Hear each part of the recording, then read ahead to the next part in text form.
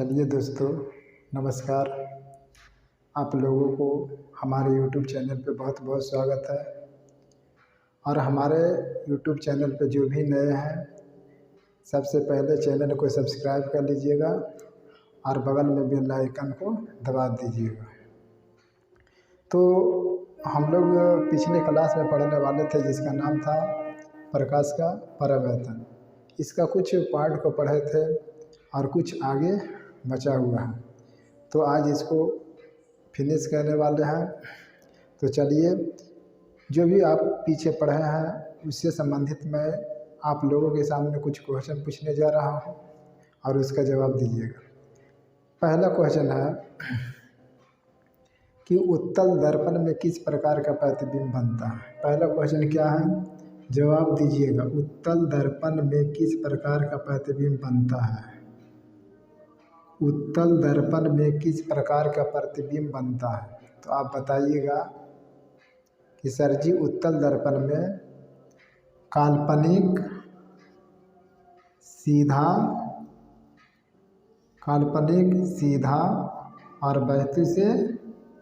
और वस्तु से छोटा प्रतिबिंब बनता है। काल्पनिक, सीधा और वस्तु से छोटा प्रतिबिंब बनता है। दूसरा क्वेश्चन बताइएगा। दूसरा क्वेश्चन क्या बताइएगा? दूसरा क्वेश्चन बताइएगा कि अवतल दर्पण का जो फोकस होता है धनात्मक होता है या ऋणात्मक?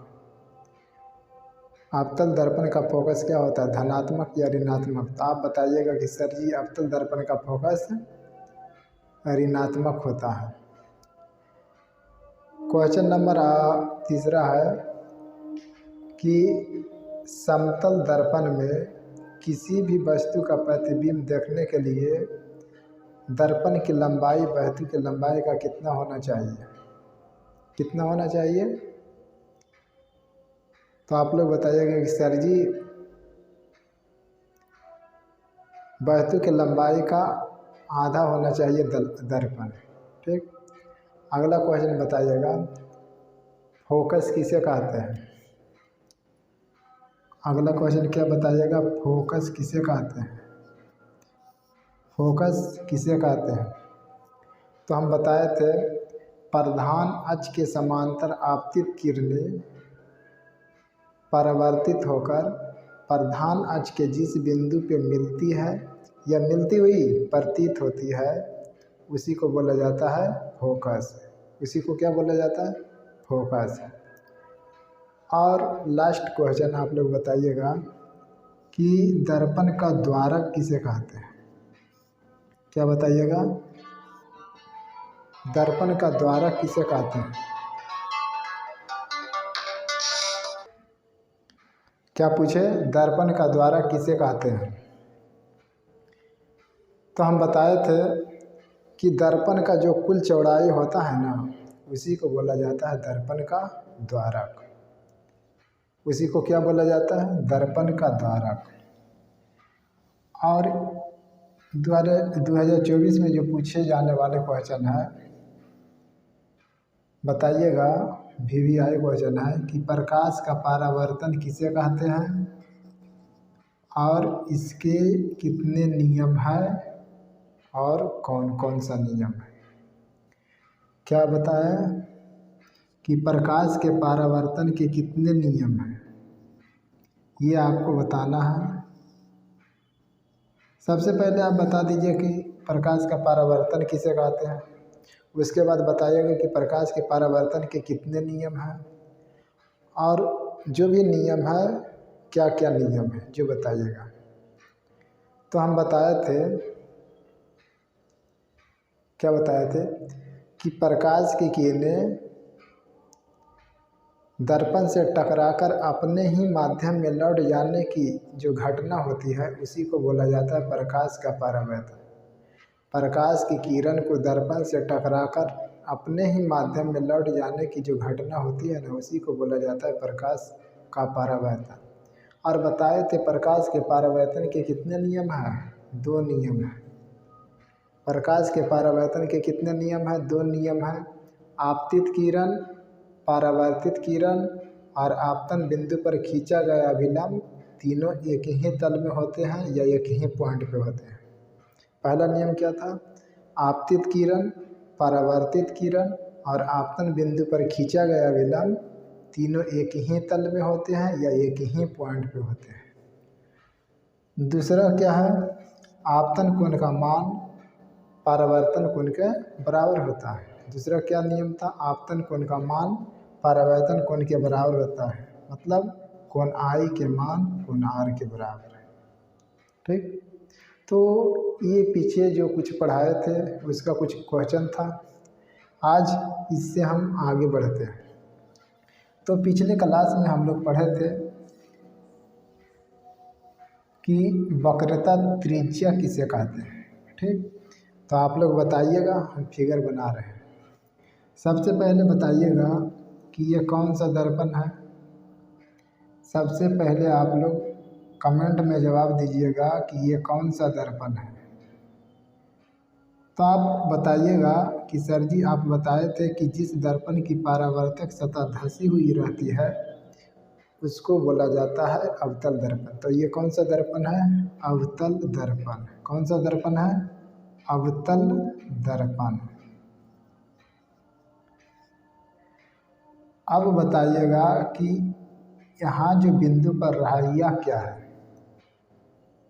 तो आप बताइएगा कि चूँकि ये दर्पण है इसके मिडिल में है, मतलब मध्य में है, और जो मध्य में होता है उसी को बोला जाता है ध्रुव। मतलब कि दर्पण के मिडिल पॉइंट को ही बोला जाता है क्या? ध्रुव। इंग्लिश में इसको बोला जाता है पोल और पी से सूचित किया जाता है। और ई अगर गोलीय दर्पण है तो इसका कहीं ना कहीं सेंटर होगा, जहाँ इसका सेंटर था उसी को बोला जाता है वक्रता। क्या बोला जाता है? वक्रता केंद्र। गोलीय दर्पण जिस खोखले गोले का भाग होता है उसके केंद्र को ही बोला जाता है वक्रता केंद्र। क्या बोला जाता है? वक्रता केंद्र। और ये है वक्रता केंद्र, ये है ध्रुव। इससे होकर जो रेखा जा रही है उसको क्या बोला जाता है? तो उसको बोला जाता है प्रधान अक्ष। क्या बोला जाता है? प्रधान अक्ष। इसका एक और नाम बताइएगा, मुख्य अक्ष। क्या बोला जाता है? मुख्य अक्ष, प्रधान अक्ष या मुख्य अक्ष। ठीक, तो ये क्या हुआ? ध्रुव। ये क्या हुआ? वक्रता केंद्र। बताइएगा कि वक्रता केंद्र को किस चीज़ से सूचित कहते हैं? सी से। किससे? सी से। अब देखिए, अगर मान लेते हैं कि इधर प्रकाश की कोई स्रोत है तो इससे चलने वाली प्रकाश की किरणें प्रधान अक्ष के समांतर जा रही है। प्रधान अक्ष के समांतर जा रही है, यहाँ पे परावर्तित हो रही है, मतलब टकरा करके और इस तरह से गुजरेगी। तो प्रधान अक्ष के जिस बिंदु पे मिलती है या तो मिलती हुई प्रतीत होती है उसी को बोला जाता है फोकस। आप फोकस को किससे सूचित कहते हैं? बड़ा एफ से। तो प्रधान अक्ष के समांतर आपतित किरणें परावर्तित होकर प्रधान अक्ष के जिस बिंदु पे मिलती है उसी को बोला जाता है फोकस या मुख्य फोकस। अब आया कि फोकस दूरी किसे कहते हैं? तो ध्रुव और फोकस के बीच जो दूरी होता है उसी को बोला जाता है फोकस दूरी। क्या बोला जाता है?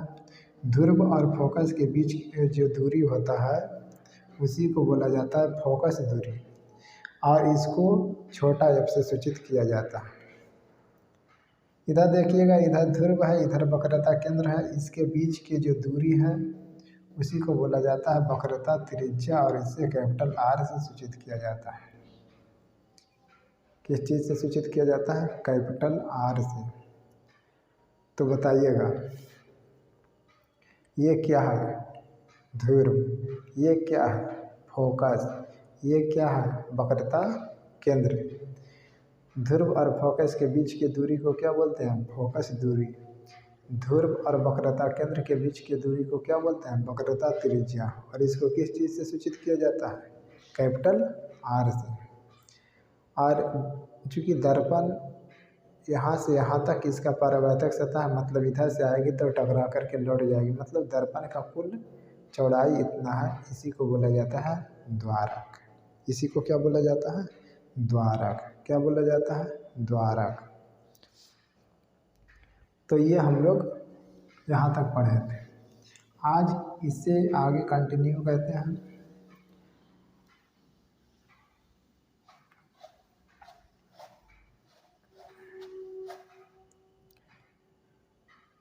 दो क्वेश्चन हम बताने वाले हैं और दोनों को समझिएगा।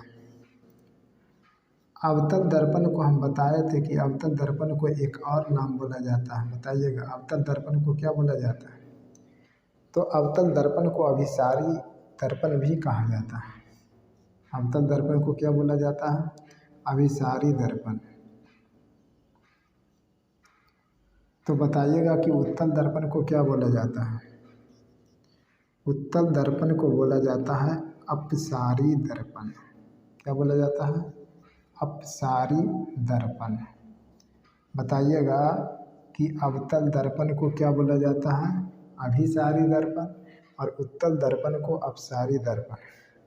क्वेश्चन पूछा गया था कि किस दर्पण को अपसारी दर्पण कहते हैं? तो इसका क्या उत्तर होगा? उत्तल दर्पण को। अगर इस बार क्वेश्चन पूछे कि किस दर्पण को अभिसारी दर्पण कहते हैं, तो अवतल दर्पण को। ये आपका ऑब्जेक्टिव में क्वेश्चन पूछ सकता है। सब्जेक्टिव में पूछा हुआ क्वेश्चन है कि अवतल दर्पण को अभिसारी दर्पण क्यों कहते हैं, और ये भी पूछा हुआ है कि उत्तल दर्पण को अपसारी दर्पण क्यों कहते हैं। तो चलिए समझते हैं। सबसे पहले ऊपर वाले को समझते हैं। क्या है क्वेश्चन? क्वेश्चन ये है कि अवतल दर्पण को अभिसारी दर्पण क्यों कहते हैं। लिखिएगा क्वेश्चन, अवतल दर्पण को अभिसारी दर्पण क्यों कहते हैं? अवतल दर्पण को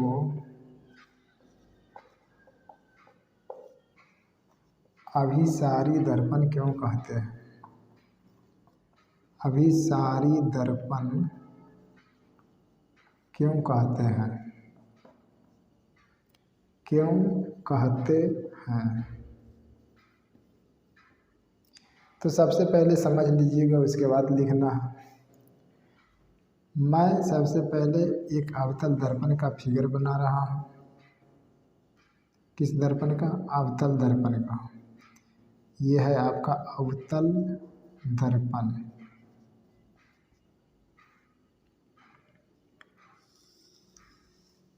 यहाँ पे ध्रुव है, यहाँ पे फोकस है, यहाँ पे वक्रता केंद्र है। ठीक। अब क्या होता है अवतल दर्पण में कि अवतल दर्पण में प्रधान अक्ष की अगर समांतर किरण जाती है, प्रधान अक्ष के समांतर इधर से भी जा सकती है, प्रधान अक्ष के समांतर इधर से भी जा सकती है। तो अगर प्रधान अक्ष के समांतर जाती है तो दर्पण से टकराने के बाद फोकस से होकर गुजरती है। ठीक। तो हम मान लेते हैं कि इधर से कोई प्रकाश की किरण आ रही है और टकराने के बाद फोकस से होकर गुजर रही है। ठीक। मान लेते हैं कि इधर से कोई प्रकाश की किरण आ रही है और टकराने के बाद फोकस से होकर गुजर रही है। ठीक। हो सकता है कि ऊपर से ना आके यहाँ से आए प्रकाश की किरण, इधर से आ रही है और दर्पण से टकराने के बाद कहाँ से होके गुजरेगी? फोकस से।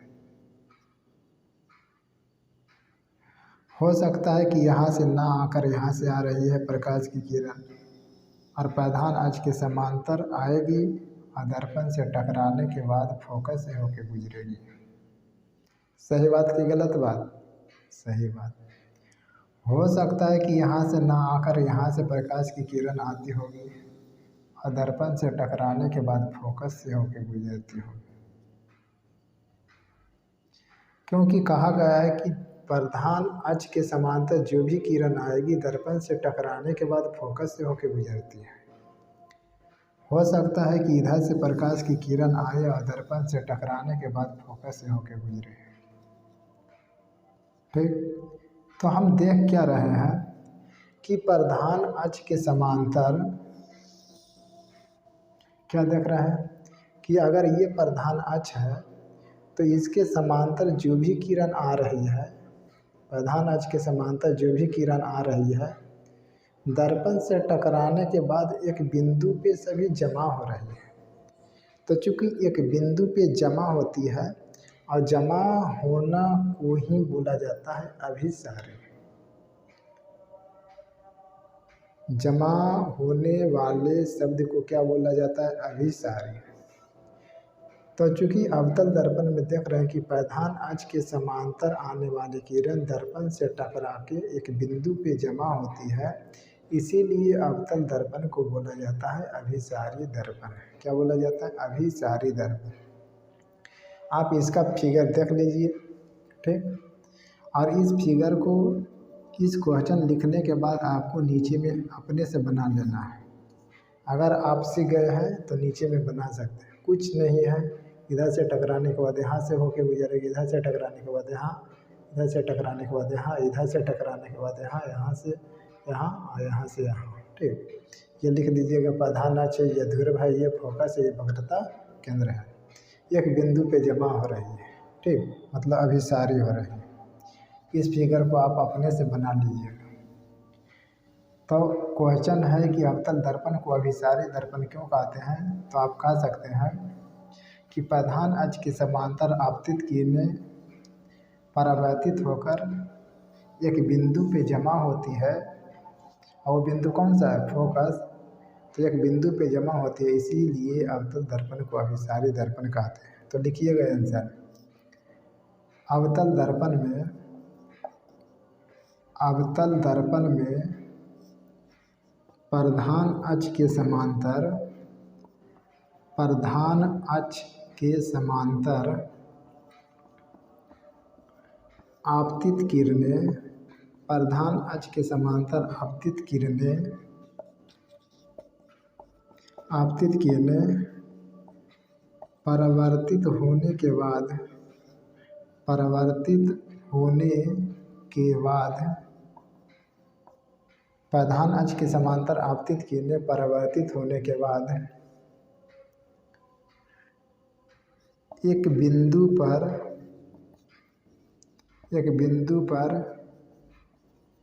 जमा होती है, एक बिंदु पर जमा होती है, होती है, इसीलिए एक बिंदु पे जमा होती है, इसीलिए अवतल दर्पण को, इसीलिए अवतल दर्पण को अभिसारी दर्पण कहते हैं। इसीलिए अवतल दर्पण को अभिसारी दर्पण कहते हैं। समझ में आ गया? अगर समझ में आ गया तो सबसे पहले मेरे चैनल को सब्सक्राइब कर दीजिएगा और कमेंट में प्यारा शब्द लिख करके भेज दीजिएगा। अवतल दर्पण में प्रधान अक्ष के समांतर आपतित किरणें परावर्तित होने के बाद एक बिंदु पर जमा होती है, इसीलिए अवतल दर्पण को अभिसारी दर्पण कहते हैं। और वो जो फिगर बनाए थे आप इसके नीचे बना लेना, ठीक। हम इसको मिटा देते हैं। लिखिएगा, अगर कोई नहीं लिखे हैं तो प्रधान अक्ष के समांतर आपतित किरणें परावर्तित होने के बाद एक बिंदु पे जमा होती है, इसीलिए अवतल दर्पण को, इसीलिए अवतल दर्पण को अभिसारी दर्पण कहते हैं। अगला क्वेश्चन लिखिएगा, उत्तल दर्पण को अपसारी दर्पण क्यों कहते हैं? उत्तल दर्पण को, उत्तल दर्पण को अपसारी दर्पण क्यों कहते हैं? उत्तल दर्पण को अपसारी दर्पण क्यों कहते हैं? क्यों कहते हैं? उत्तल दर्पण को अपसारी दर्पण क्यों कहते हैं? तो सबसे पहले इसको समझने के लिए हमको एक फिगर बनाना होगा।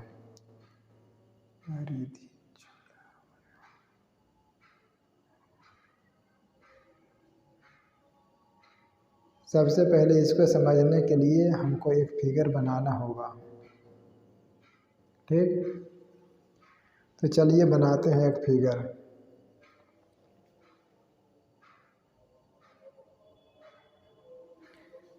सबसे पहले हमको इसको समझने के लिए एक फिगर बनाना होगा, और वो भी कौन सा दर्पण, वो भी उत्तल दर्पण। इसका परावर्तक सतह उभरा हुआ है, इधर पीछे वाले भाग में क्या कर रहे हैं, पेंट कर रहे हैं। तो जिस दर्पण की परावर्तक सतह उभरी हुई रहती है उसी को बोला जाता है उत्तल दर्पण। क्या बोला जाता है, उत्तल दर्पण। ठीक, ये ध्रुव हुआ, ठीक, और एक प्रधान अक्ष खींच रहे हैं। उत्तल दर्पण में फोकस इधर होता है और वक्रता केंद्र इधर होता है। ठीक, फोकस इधर होता है और वक्रता केंद्र इधर होता है। ये क्या है, इसका नाम है प्रधान अक्ष, प्रिंसिपल लाइन। क्या नाम है, प्रधान अक्ष। अब देखिए, मान लेते हैं कि इधर से प्रकाश की कोई किरण जा रही है और टकराने के बाद, चूँकि पीछे पेंट किया हुआ है, टकराने के बाद इधर से लौट जाएगी। मान लेते हैं कि इधर से प्रकाश की किरण को जा रही है, टकराने के बाद इधर से लौट जाएगी। यहाँ से ना होकर मानते हैं कि यहाँ से जा रही है और टकराने के बाद इस तरह से लौट जाएगी। यहाँ से ना होकर मान लेते हैं कि यहाँ से जा रही है और टकराने के बाद इस तरह से लौट जाएगी। इस तरह से कोई फिगर ही नहीं बनेगा। लग रहा है कि इस तरह से कहीं पे कोई किरण मिल रही है जो फिगर बनेगा, कोई फिगर ही नहीं बनेगा। तो हम इसको काल्पनिक रूप से सोचते हैं कि चलो मान लेते हैं कि पीछे जाके कहीं ना कहीं पे मिली होगी। तो ये जो लौट रही है किरण, इसको हम पीछे मिलाते हैं, पीछे लेके जाते हैं। इसको हम पीछे लेकर जाते हैं। इसको भी जो लौट रही है इसको भी हम पीछे लेकर जाते हैं। ये भी लौट रही है, इसको भी पीछे लेकर जाते हैं। यहाँ क्या देख रहे हैं कि ये दर्पण उत्तल दर्पण है, और इस दर्पण में एक बिंदु से देखिए लग रहा है कि इधर निकल रही है किरण, इधर निकल रही है, इधर निकल रही है। इसका फिगर सही नहीं है, थोड़ा सा सही कर देते हैं। ठीक, और इधर निकल रही है, मतलब एक बिंदु से फैल रही है, इधर फैल रही है, इधर फैल रही है, इधर फैल रही है, इधर फैल रही है, आगे भी इधर फैलेगी, इधर फैलेगी। तो उत्तल दर्पण में प्रकाश की किरण एक बिंदु से फैलती हुई प्रतीत होती है। ठीक, इसीलिए एक बिंदु से फैलती हुई प्रतीत होती है, इसीलिए उत्तल दर्पण को फैलना का मतलब होता है अपसारी कहना। अपसारी मतलब होता है फैलना, और अभिसारी मतलब होता है जमा होना। एक बिंदु से फैल रही है, इसीलिए उत्तल दर्पण को बोला जाता है अभी क्या बोला जाता है, अपसारी दर्पण। तो इस फिगर को ध्यान से देख लीजिएगा, इसको क्या कहना है आपको नीचे में बना लेना है। मतलब जब इसका आंसर दिखाएंगे उसके बाद इसके नीचे आप इसका फिगर क्या कीजिएगा, बना लीजिएगा। तो इसको हम मिटा देते हैं और इसका आंसर लिखिएगा।